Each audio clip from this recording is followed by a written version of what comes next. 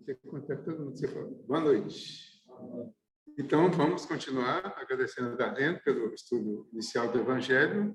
Agora nós vamos continuar com o livro dos Espíritos, pedindo a Jesus que continue nos abençoando e que nós possamos continuar aprendendo, né? Então, a gente está estudando o livro dos Espíritos, na parte inicial dele. Estamos hoje no item 12 da introdução. Identificação dos espíritos. O tema é identificação dos espíritos. Nós falamos um pouco semana passada, hoje a gente vai continuar esse mesmo item, que é o item 12. O que ele diz? A Darlene me fez lembrar uma coisa. A hora que ela falou assim, a questão de pagar, né? Ela cobrou muito baratinho, foi R$2 para o passe, foi barato. Mas uma pessoa um dia chegou para mim e falou assim, você faz muita palestra? Mais ou menos. Quantas vezes você faz por semana? Algumas, né? 7, 8, 9 às vezes. Bom, então você está ganhando muito dinheiro, então. Eu achei até que estava brincando, né? Mas não era sério. Eu falei, não. Mas você cobra barato? Eu falei, não, meu amigo, eu não cobro. Você não cobra? Assim, admirado. Não cobro. Esse trabalho que a gente faz, ele é voluntário e é gratuito. Mas você não cobra nada? Não cobro. Mas então quando você vai? Eu sei que você vai para lugar longe. Então, quando você vai para lugar longe, o pessoal paga pelo menos a sua gasolina, né? Eu falei, em algumas situações, quando o pessoal insiste muito, até para não ficar sem graça, eu até aceito. Mas eu não cobro, nunca pedi, e sempre que oferece, eu tento recusar, porque é um trabalho gratuito. Eu acho importante até frisar isso. É claro que tem as despesas, todo mundo sabe como é que as despesas têm despesa, a Darlene já falou, só para reforçar, essas despesas são pagas com as contribuições voluntárias, sem nenhum valor específico, oferecido por quem quiser. Independente do que aconteça aqui em termos de tratamento, ninguém vai ser cobrado de nada, né? De vez em quando a gente fala umas coisas assim, umas indiretas assim, né? Mas ninguém está sendo cobrado de nada. Estou aproveitando o tema para explicar isso. Essa foi a grande proposta do Espiritismo. Não cobrar, seguir o Evangelho de Jesus, que propôs curar os enfermos, limpar os leprosos, expulsar os demônios, ressuscitar os mortos. De graça recebeste essa possibilidade, de graça dai. Então, é isso que nós estamos fazendo, é isso que nós estamos nos convidando a fazer. Sim?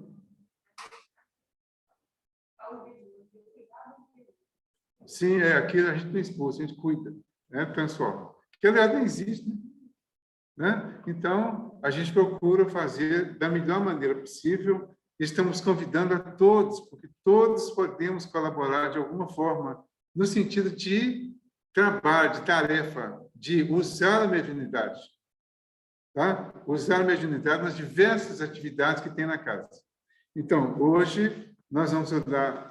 Vocês vão usar os ouvidos mediúnicos para me oferecer a oportunidade de usar a minha fala mediúnica para a gente conversar, trocar ideia, trocar aprendizado. É assim que funciona. Então, diz aqui o seguinte, no item Identificação dos Espíritos, ele fala assim, se, pois, a identidade do espírito evocado pode ser, até certo ponto, estabelecida em alguns casos, não há razão para que ela não o possa ser em outros. E se para as pessoas de morte mais remota não temos os mesmos meios de controle, dispomos sempre daqueles que se referem à linguagem e ao caráter. Porque, seguramente, o espírito de um homem de bem nunca falará como de um perverso ou imoral. Quanto aos espíritos que se servem de nomes respeitáveis, logo se traem por sua linguagem e suas máximas. Então, esse ponto é importante, que está falando da identificação. Se as pessoas são conhecidas, alguém, um parente nosso, por exemplo, desencarnou, se ele manda uma comunicação através da mediunidade, o parente vai ter alguma facilidade de identificação. Pela fala, pela escrita, pelo palavreado, pelo assunto, vai ter alguma identificação. No Chico, lá, por exemplo, os espíritos davam detalhes. Só que o Chico não tinha nem contato com as pessoas. Então, os espíritos vinham e era um momento de trazer detalhes até para confirmação, para comprovação de muita coisa ainda. Hoje nós temos muito conhecimento, muita instrução, e já não precisa de informações tão detalhadas. Mas ainda assim era importante. Você chega lá, a pessoa vê o desencarnado, vem e vai falar sobre detalhes da vida familiar que só as pessoas sabiam. Então, isso aí é fácil de saber. Quando é um espírito do bem, no sentido mais geral, você não vai imaginar aquele espírito de repente se manifestando e falando coisas indevidas, xingando os outros, por exemplo, falando um palavreado mais vulgar. Você não vai ver isso. Aí você pode não conhecer a pessoa, mas você tem a noção de quem era aquela pessoa, quem foi, e não vai conseguir conciliar uma coisa com a outra. Vou dar um exemplo. Uma vez uma pessoa falou para mim que o André Luiz, André Luiz é o nome, é um pseudônimo que esse espírito utilizou porque ele não queria ser identificado. Aí é o contrário, ele não queria ser identificado. Ele contou a história dele todinha, mas ele fugiu da identificação. Quando o Chico insistiu muito e perguntou o nome dele, que precisava de um nome, ele perguntou assim: como é o nome do rapaz que está dormindo no quarto do lado? Aí o Chico falou: André Luiz. Ele falou: então esse é o meu nome. Era o irmão do Chico que estava dormindo no quarto do lado. Então ele passou a usar o nome do irmão do Chico, André Luiz. Não aceitou a identificação. Esse é o primeiro passo, primeiro ponto. Mas aí, nós humanos somos meio especuladores, né? A gente quer saber tudo, quer saber, principalmente quando tem um mistério assim, você fala: ah, não, agora que eu quero saber mesmo, né? O que é proibido, então, é uma maravilha. Todo mundo quer ver, quer achar o que é o proibido. Então, começaram a especular. Um dia, me falaram que o André Luiz teria sido o Oswaldo Cruz. Aí eu achei meio estranho, mas eu não tinha assim, muito conhecimento na época para fazer uma comparação. Eu comentei com o seu Adalto, lá do Hospital André Luiz, já deve estar desencarnado há muito tempo. Eu cheguei no seu Adalto e falei: seu Adalto, uma pessoa me disse que o André Luiz é o Oswaldo Cruz. É verdade? Aí ele era assim, bem rasgado, né? Falei: não, de jeito nenhum. Isso é uma bobagem que o pessoal arrumaram aí. O Oswaldo Cruz foi um missionário. André Luiz, a história dele está toda contada lá. A história dele não tem nenhuma combinação com a história do Oswaldo Cruz. Ele foi um missionário. Aí falaram que teria sido, então, o Carlos Chagas. Falou: está na mesma linha do Oswaldo Cruz. Não foi tão conhecido, não foi tão intenso, mas foi também um missionário. Então, não adianta querer descobrir quem foi o André Luiz. Neste caso, não precisa de identificação. Agora, nós podemos identificar a mensagem desse espírito que se chama André Luiz, que se chamou assim, e comparar. Porque pelo material que já passou até agora, quando vier uma mensagem dizendo André Luiz, a gente já vai poder comparar para identificar se é o André Luiz, e não quem foi o André Luiz, o médico lá de São Paulo, né? Ou do Rio, sei lá. Né? Entenderam? Então, isso aí, como que a gente vai fazer a comparação para identificar? Nós vamos ver. Tem uma referência? Tem. A referência combina? Combina. Ah, então a gente pode começar a pensar a respeito. mas é começar a pensar a respeito. Aí você vai fechar uma série de questões. Se forem fechando todas, você vai chegar num ponto e vai poder, assim, é possível que o espírito tal tenha sido fulano de tal. Depois de muitas evidências, nós ainda não vamos afirmar. Nós vamos falar de possibilidade. Porque a afirmação, nesse caso, ela geraria uma necessidade de uma confirmação, vamos dizer, física. Essa confirmação física não é possível. A gente não tem como provar aqui que o fulano foi o Beltrano. A gente fala, o Bezerra de Menezes foi o Zaqueu. Todo mundo acredita, né, que o Bezerra de Menezes foi o Zaqueu. Mas ninguém pode afirmar isso assim, cientificamente, vamos dizer. Mas pode falar que foi. Né? A gente fala que o João Batista foi o Elias. Aí nós temos referências melhores, até mais confiáveis. Mas ainda assim, nós nunca vamos afirmar que o João Batista foi o Elias.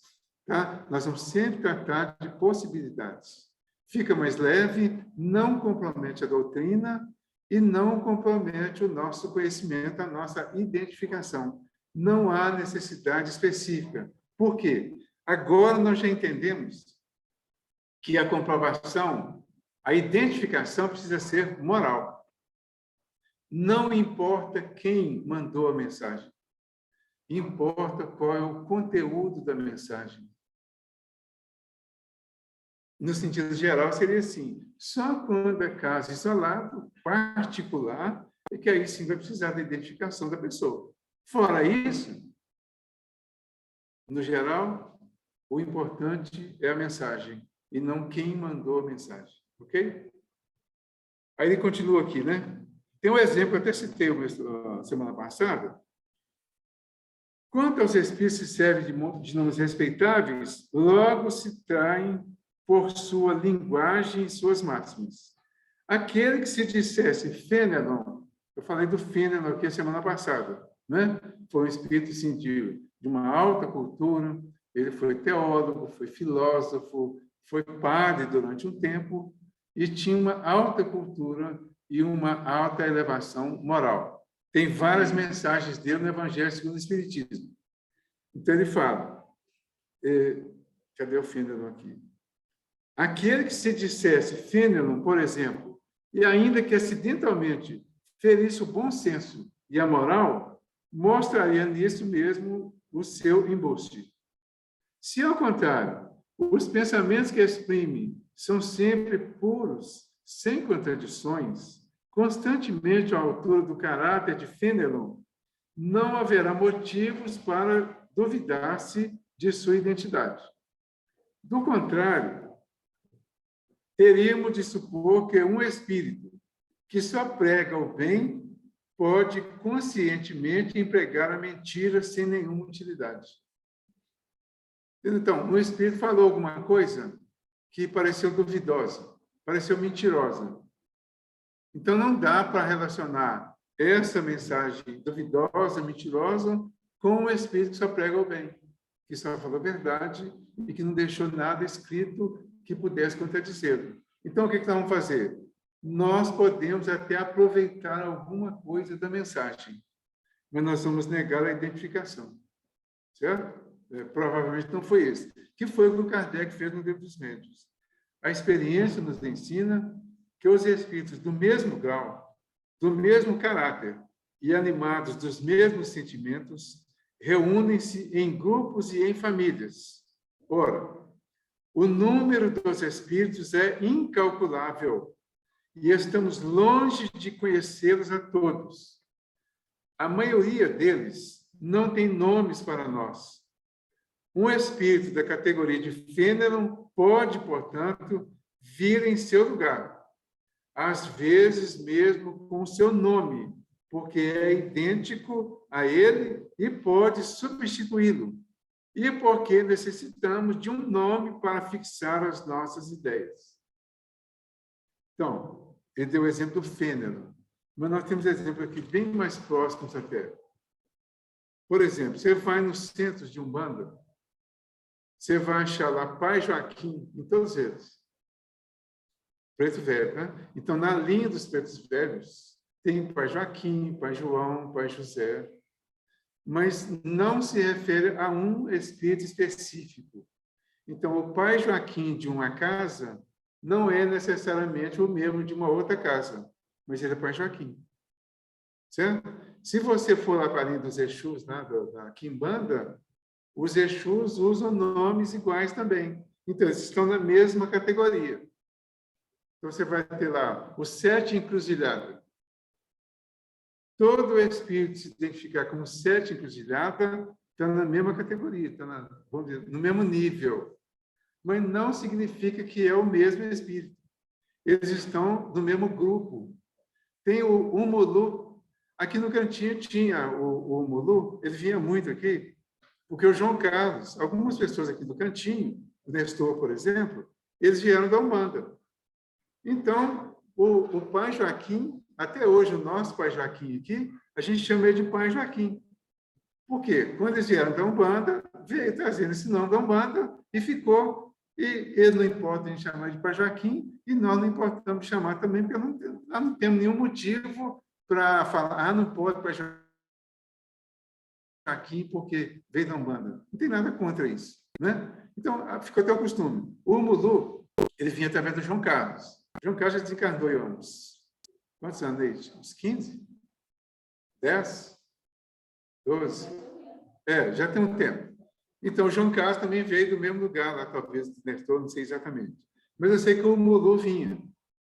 O Mulu são os espíritos que cuidam do cemitério. Aí eu falei, nossa, espírito que cuida do cemitério? Sabe por quê? O cemitério, ele é vigiado. Tem uma vigilância lá. Só entra quem pode entrar e só sai quem pode sair. Esses espíritos que fazem a vigilância dos cemitérios, eles estão no estágio. Na casa espírita, tem os espíritos da vigilância. Muitos deles vieram passando por um treinamento para vigiar as igrejas, os centros espíritas, as casas de oração, para fazer esse controle de quem vai entrar e de quem vai sair. Entenderam? Então, é importante saber, até para agradecer a eles. Esses vigilantes, ou seja, o Exu, ele é um trabalhador braçal. A característica principal dele é essa. É um trabalhador braçal. É uma comparação. Ele pode ter até uma elevação, até maior intelectual, mas ele se permite se apresentar como um trabalhador braçal, porque está exercitando a simplicidade para se elevar, para crescer mais. Porque, às vezes, desenvolveu o intelectual, mas ficou faltando o moral. Então, eles partem disso aí. Não tem nada de mal e não tem nada de ruim nos nomes e nem na origem desses espíritos do trabalho que eles vieram fazendo. Como nós temos origens diferenciadas também, e se a gente for contar o passado, né, melhor até mudar de assunto, né? Então, os espíritos também têm as origens deles, nós temos oportunidades, eles também precisam ter oportunidade. Então, na questão da identificação e do nome, o nome realmente pouco importa. O que vai importar? O trabalho que eles estão fazendo. É isso que é importante. Né? No Espiritismo, todo mundo é espírito, generalizado. Né? Tem as categorias diferentes, mas tudo é espírito. Todos somos espíritos. Em algumas situações, como ele falou aqui, existem muitos espíritos. Vamos colocar assim uma proporção, eu já ouvi várias dessas, né? Mas vamos colocar que seria, no plano espiritual, no nosso planeta, ou ligado ao nosso planeta, seria em torno de 4 vezes o que tem aqui na Terra. Sabe? Só para ter uma ideia, não tem um número exato. Então, se aqui na Terra tem 8 bilhões de espíritos encarnados, no prolongamento para o plano espiritual, seria 8 vezes 4, 32, né? 32 bilhões de espíritos desencarnados ligados à Terra. Como nós vamos saber o nome desse pessoal todo? Entendeu? Ô, Vanildo, você quer falar?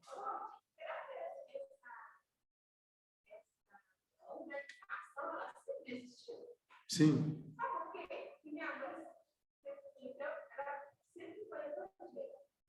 E aí, ela pintava na costa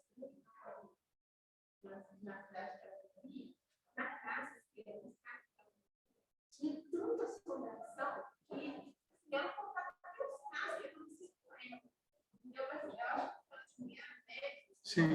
E aí acontecia os casos com ele.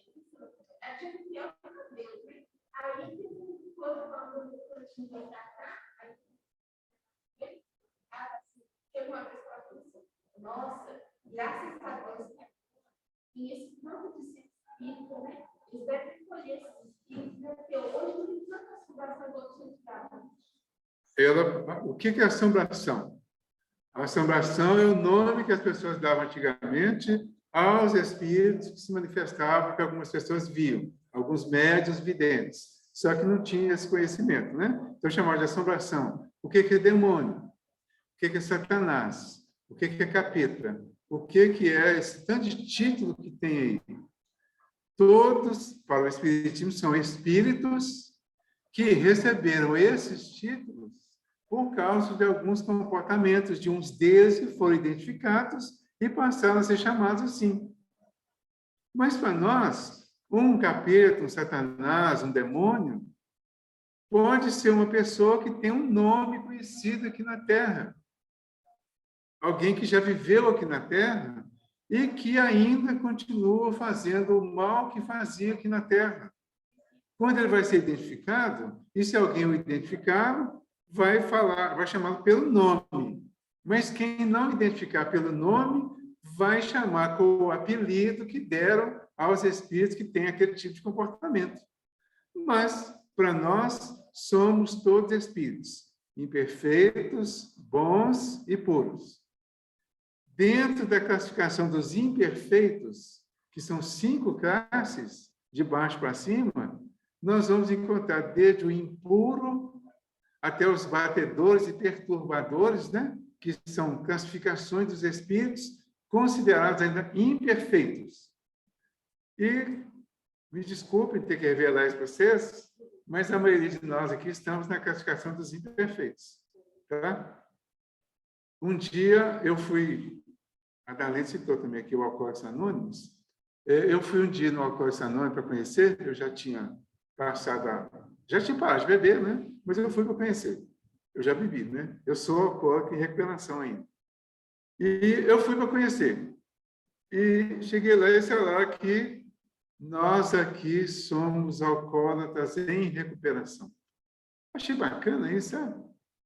Mas eu descobri que eu podia fazer um paralelo aqui. Que nós aqui somos demônios em recuperação. Alguns. E tem muita gente boa que não está em recuperação ainda não. Está só frequentando o centro. Sem citar nome, né, gente? Claro. Se eu fosse, vai ser só meu. Entenderam? Então, nós aqui poderemos ter tido, ou ter ainda esses apelidos aí, mas já estamos buscando o aprendizado, buscando uma recuperação. Então, não há razão para discriminar ninguém. Não há razão para colocar um como pior, como melhor. Cada um está fazendo o seu trabalho. Quando formos identificar, nós vamos achar todos esses títulos com características específicas. Mas, ainda assim, mesmo aquele que ainda faz algum tipo de mal, ele precisa ser respeitado, porque eu posso afirmar com total tranquilidade, e vocês podem me contestar com total tranquilidade, que não existe ninguém na Terra que não faça algum tipo de bem. Tá? Por pior que seja, ou por pior que tenha sido uma pessoa que passou pela Terra, ela fez algum tipo de bem, porque nós somos todos filhos de Deus. Deus não nos manteria aqui na Terra fazendo só mal. Nós não temos como penetrar na intimidade de todos. só dos encarnados, para ver quem fez o bem, quem fez o mal. Você vai ver algumas pessoas com características de quem parece fazer só o mal. Mas você não sabe lá na intimidade, lá no escondidinho, o que essa pessoa é capaz de fazer por um empregado, às vezes, dele, por uma pessoa, por um vizinho, por um parente, por alguém com quem convive, por uma mãe, às vezes. Às vezes o cara é terrível com a mãe, né? Mas ele, às vezes, ajuda uma velhinha vizinha, ou distante. Então, a gente não tem como avaliar isso. Por isso, a identificação nesse sentido fica muito delicada. Tá? O ideal é que nós consideremos que, ele vai falar isso aqui, precisamos estudar, precisamos aprender muito para formarmos os nossos conceitos sobre tudo o que acontece à nossa volta. Tanto os comportamentos humanos, quanto as expressões, os escritos, as informações, os ensinamentos que as pessoas passam para nós de uma forma direta ou indireta. Direto é quando nós recebemos ensinamento mesmo. Indireto é quando as pessoas agem contrariamente ao que nós estamos aprendendo e nós aprendemos com essas pessoas aquilo que nós não devemos fazer porque a experiência daquela pessoa nos confirmou que não é bom aquilo. Então, podemos sempre aprender. Vai depender da nossa escolha. Nós escolhemos se vamos aprender ou não. Bom, a experiência nos ensina que os espíritos do mesmo grau, do mesmo caráter e animados dos mesmos sentimentos reúnem-se em grupos e em famílias. Ok. Mas quem importa, na verdade, que o espírito seja realmente o fênero? Desde que só diga boas coisas e não fale senão como o faria o próprio fênero, é um bom espírito. O nome sob o qual se apresenta é indiferente e nada mais é, frequentemente, do que um meio para a fixação de nossas ideias. Não se verifica o mesmo nas evocações íntimas, pois nestas, como já dissemos, a identidade pode ser estabelecida por meio de provas que são, de alguma forma, evidentes. Por fim, é certo que a substituição dos espíritos pode ocasionar uma porção de enganos, resultar em erros e, muitas vezes, em mistificações. Esta é uma das dificuldades do espiritismo prático. Mas jamais dissemos que esta ciência seja fácil, nem que se possa aprendê-la brincando, como também não se dá com qualquer outra ciência.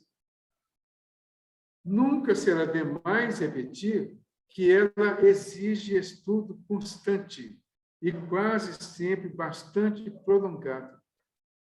Não se podendo provocar os fatos, é necessário esperar que eles se apresentem por si mesmos e, frequentemente, eles nos são trazidos pelas circunstâncias em que menos pensávamos. Para o observador atento e paciente, os fatos se tornam abundantes porque ele descobre milhares de nuances, características que lhe parecem como raios de luz. O mesmo se dá com referência às ciências comuns.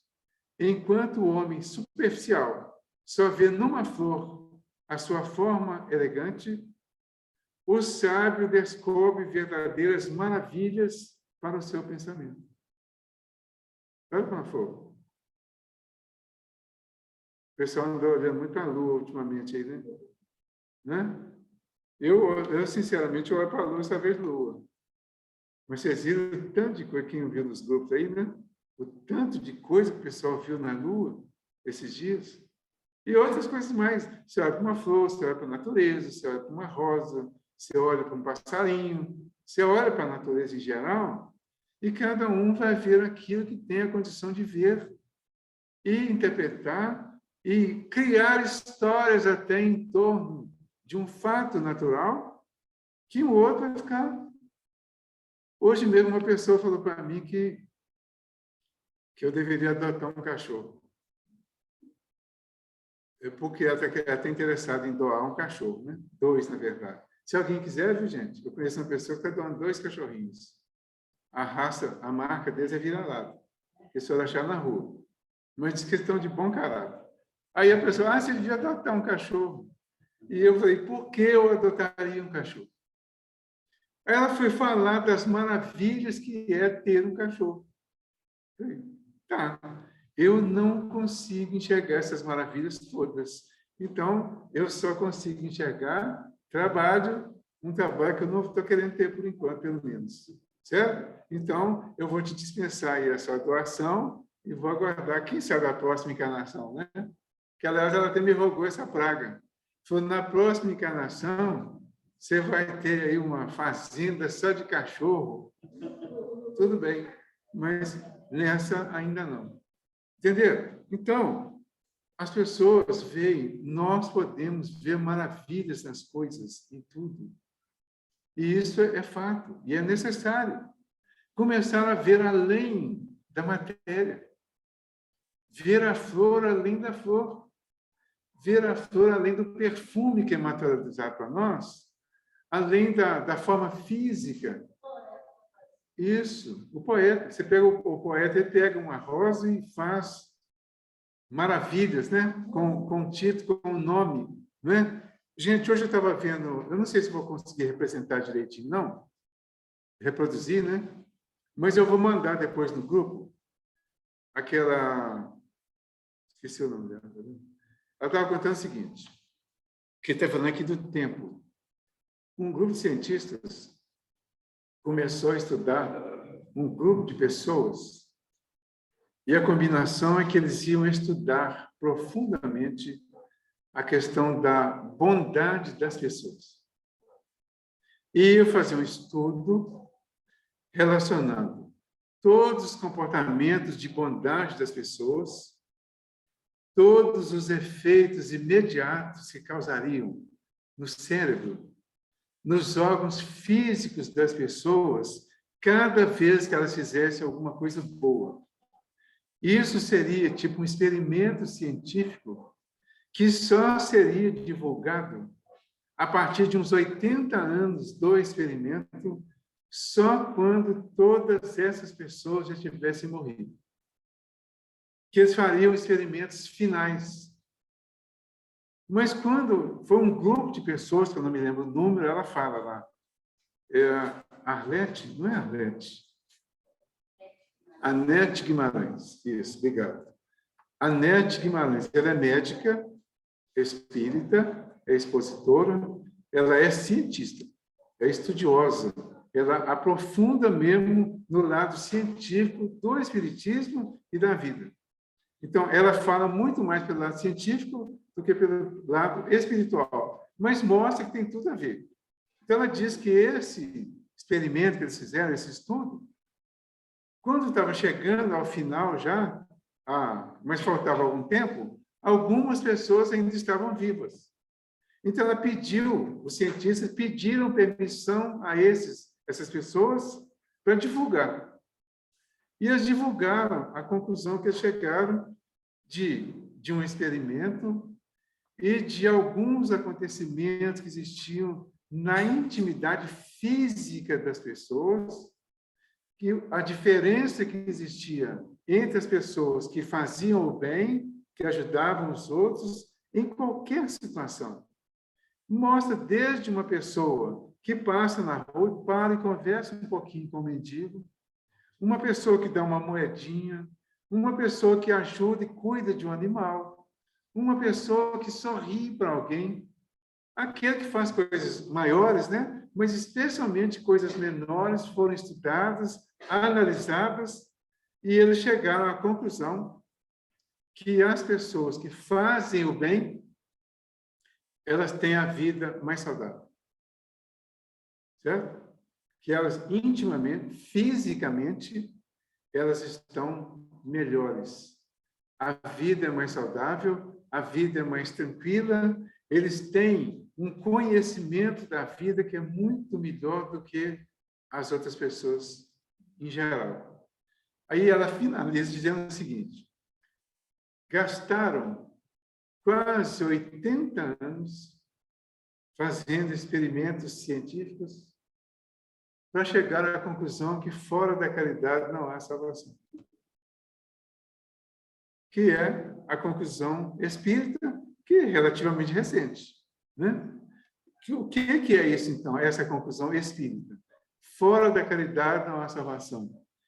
Tudo que você faz pelo seu próximo pode ser taxado como caridade.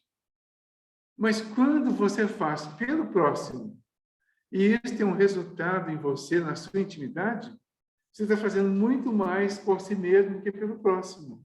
Então, isso fecha cientificamente essa conclusão da doutrina. É o lema da doutrina espírita. Fora da caridade não há salvação. Então, quando ele fala aqui da questão aqui de demorar, de esperar, né? Jamais dizemos que essa ciência seja fácil e nem que se possa aprender brincando, como também não se dá com qualquer outra ciência. Nunca será demais repetir que ela exige estudo constante e quase sempre bastante prolongado. Não se podendo provocar os fatos, é necessário esperar que eles se apresentem por si mesmos, e, frequentemente, eles nos são trazidos pelas circunstâncias em que menos pensávamos. Hoje, muito recentemente, posso dizer, a ciência está se empenhando mais em estudar o efeito da oração, por exemplo, no nosso comportamento, na nossa vida física, no tratamento das doenças, na cura. Hoje está ficando cada vez mais evidente o passe. Quando o nosso amigo lá, o Mesmer, iniciou lá com o mesmerismo, o fluidismo, a influência magnética, né? O Kardec traz no Livro dos Médiuns o magnetismo humano, os diversos tipos de magnetismo, o humano, o espiritual. O Mesmer trata a natureza como um todo, né? Vem lá o Hahnemann com a homeopatia, e falando da homeopatia, o tratamento homeopático.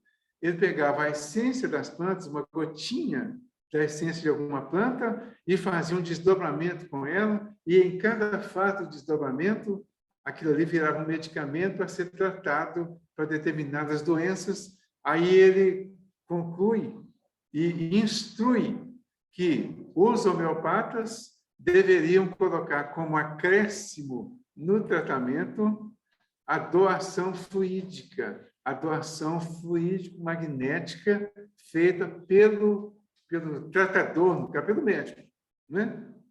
E isso já foi uma conclusão científica do que Jesus fez quase 2000 anos antes desses cientistas virem estudar isso. Hoje está mais acelerado.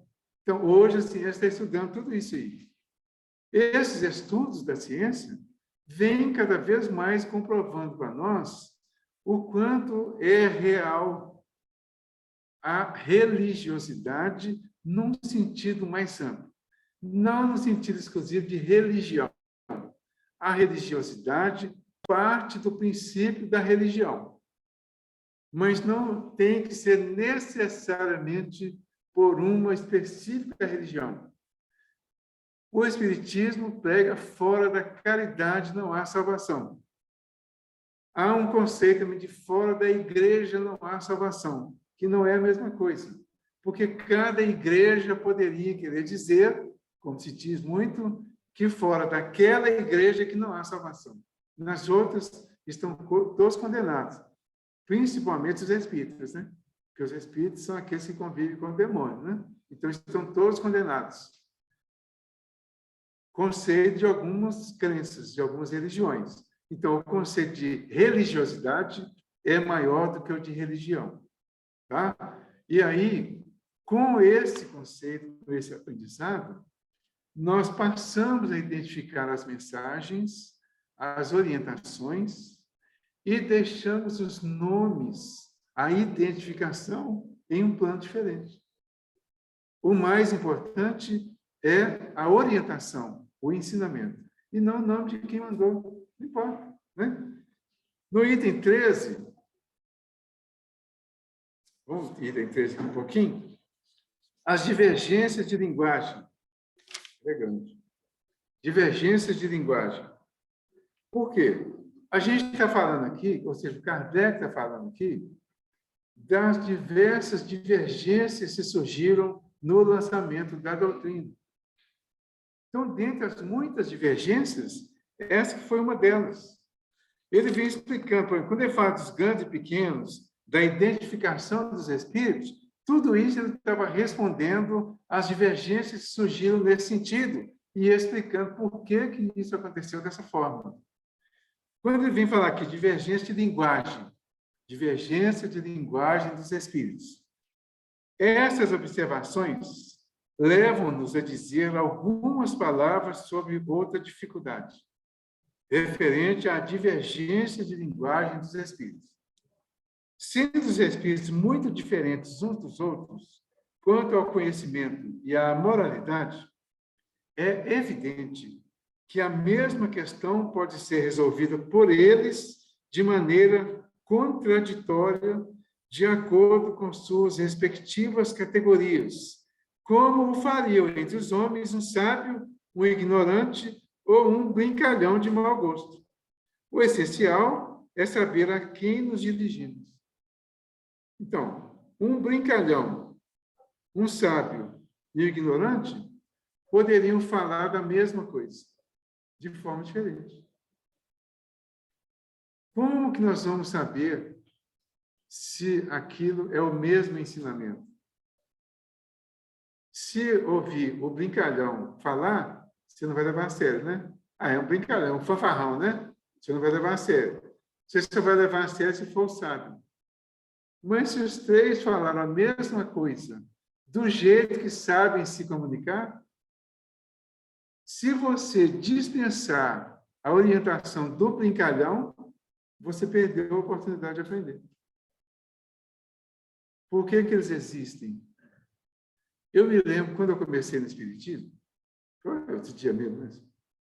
Alguns meses, tinha o Marcondes. A maioria deve conhecer o Marcondes. O Marcondes é um palhaço, né? Eu falei com ele, tá? Não estou falando mal dele, não. O Marcondes é um palhaço nato. Eu me lembro que ele fazia palhaçada o tempo todo. Na palestra dele, o pessoal ria o tempo todo. Depois de um tempo, eu comecei a observar que ele ensinava brincando. Entendeu? Ensinava brincando, falando besteira às vezes. Um dia ele falou aqui que nós somos... Dá licença. Um dia ele falou aqui, no cantinho. Uma das primeiras vezes que eu veio no cantinho, ele falou sobre os espíritos e tal, né? Aquele jeitinho dele lá que você tem. Porque nós somos espíritas de merda. Aí, né? Falou um palavrão, né? Isso teve uma repercussão positiva. Porque quando fala assim, as pessoas passam a pensar mais seriamente. Ó, o cara falou isso, mas será que eu sou espírita assim? Entendeu? Então, é aí que vem quando você aprende com coisa aparentemente ruim ou até errada. E ele fazia isso o tempo todo. Ele falou, não, meu pai já desencarnou há muito tempo lá, e quando você desencarna, é o seguinte, o corpo volta lá para a natureza. Então, meu pai deve ser hoje um pezinho de couve desse que está aí, que a gente está picando ali e comendo. É o jeito que ele usava para explicar. Então, ele era o brincalhão. Tem os sérios. E o Divaldo faz, às vezes, as três coisas no estudo dele. Porque o Divaldo, eu já ouvi algumas pessoas chegar e falar, eu adoro quando o Divaldo, na palestra dele, chega aquela hora das piadas. Aí um dia, a primeira vez, eu fiquei assustado. Falei, piada? É. Como assim, piada? Não, que tem uma hora lá que ele dispara contar piada e a gente ri até. Verdade. Ele não conta piada, não. Ele fala as coisas de uma forma engraçada. Então, primeiro ele fala como sábio, né? Primeiro ele vai falar como sábio, depois ele até usa algumas expressões e explicações que pode até imitar o ignorante, e em outro momento ele imita o brincalhão, que parece mau gosto, mas que muita gente foi presa à doutrina, veio para a doutrina por causa daquele momento descontraído que ele fazia, e as pessoas riam até. Então, tinha gente que ia doido para chegar esse momento, nem prestava atenção no outro, porque o outro era muito filosófico, era muito científico. Ele ia a fundo em alguns conhecimentos lá, que a gente tinha dificuldade de entender muita coisa. Mas, de repente, ele começava a contar os casos, começava a exemplificar, ilustrar, e aí que você entendia. Então, assim que funciona. A vida é assim. Para nós aprendermos com a vida, nós precisaremos observar tudo com seriedade. A seriedade não tem que ser a do outro, tem que ser nossa. Não importa como que o outro fala, o que ele fala, o nível de seriedade que o outro vai falar, ou o nível de avacalhação que o outro vai usar para falar, é dele. A seriedade no aprendizado é nossa, depende de nós. Nós vamos aprender com qualquer pessoa, porque todos têm alguma coisa para ensinar. Hoje nós identificamos uma pessoa aqui, por exemplo, como ignorante, mas nós estamos tratando com espíritos reencarnados. Nós não sabemos quem foi ou quem é essa pessoa e o que ela vem trazendo do passado. Então, esse aparentemente ignorante hoje, se você prestar atenção, às vezes, no palavreado simples, porque ele não aprendeu nessa existência a falar, usar um palavreado mais do momento, mais atualizado, ele vai usar aquele palavreado simples lá do interior, mas se você prestar atenção, vai aprender muita coisa com ele. Então, é isso que é importante. Não importa o nome daquela pessoa, não importa o lugar onde ela mora, não importa qual que é a origem, que diploma ela tem. Importa que eu estou seriamente aprendendo com essa pessoa. Esse é o nosso convite, então. Na questão da divergência de linguagem, semana que vem vocês vão ficar livre da introdução. Na próxima semana, já em agosto, mês de aniversário do Cantinho, nós estaremos aqui dando continuidade. Vai interromper uma semana para o aniversário do Cantinho, né? Qual semana que é? É a semana que tem o dia 17. Isso. É a semana que tem o 17. Isso. Começa na segunda e vai até no sábado, né? Então, vai ser várias palestras de aniversário do Cantinho. Uma delas até a Jaqueline acha que eu vou fazer. Ela acha. Então, vamos fazer a nossa prece, então, de agradecimento pela oportunidade de hoje, né? Pedir a Jesus que nos ilumine, que nos mantenha na sintonia do aprendizado, na vibração do aprendizado, para darmos continuidade no nosso dia a dia e poder aprender com tudo e com todos, mesmo nas situações mais aparentemente desagradáveis. Jesus amigo, nós agradecemos por este momento que nos foi oferecido. Momento de aprendizado, em que na primeira parte nós estudamos e aprendemos sobre o teu Evangelho e sobre a recomendação da importância de trabalharmos gratuitamente utilizando esses dons que todos nós temos e recebemos. Que nós possamos oferecer um pouco de nós gratuitamente em favor da humanidade. E na continuação do Livro dos Espíritos, que nós possamos entender a importância do que a natureza, do que as pessoas, todas elas, têm para trazer de ensinamento para nós, para enriquecer os nossos conhecimentos e nos fazer crescer cada vez mais. Obrigado, Senhor, por este cantinho que vai comemorar mais um ano, 73 anos de existência.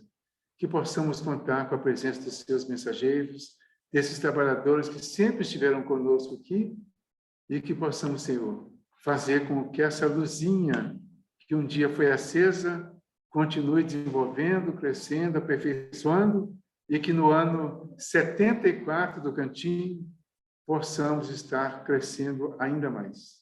Obrigado, que a tua paz nos envolva agora e sempre, que assim seja.